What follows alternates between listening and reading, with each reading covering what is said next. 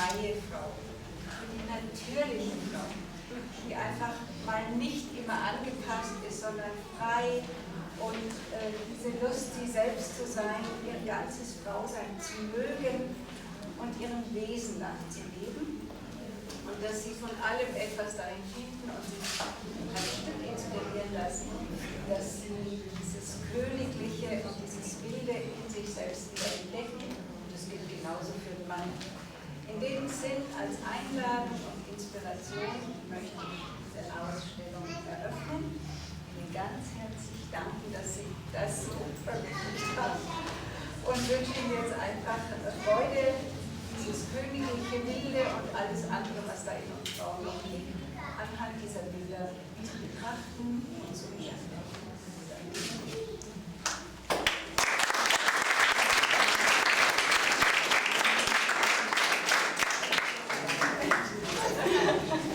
Najlepša hvala. Veliko čast mi je, da je moja knjiga Kraljica in divja ženska navdihnila vas kot umetnico, da ste ustvarili te izjemne slike in nikdar si ne bi predstavljala, da bo moja knjiga lahko naredila kaj takega.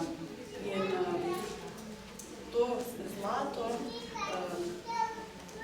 kar vidimo, bi želela osebno predstaviti pod nekaj kraljevskega, kar nosimo v sebi.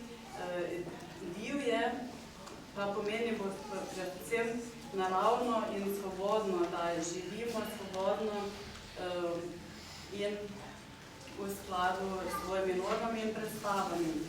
In zelo sem vesela in prepričana, da nas bo ta razstava navdihnila in želim vam veliko užitkov ob občudovanju teh mojstrovin in še enkrat se želim najlepše zahvaliti.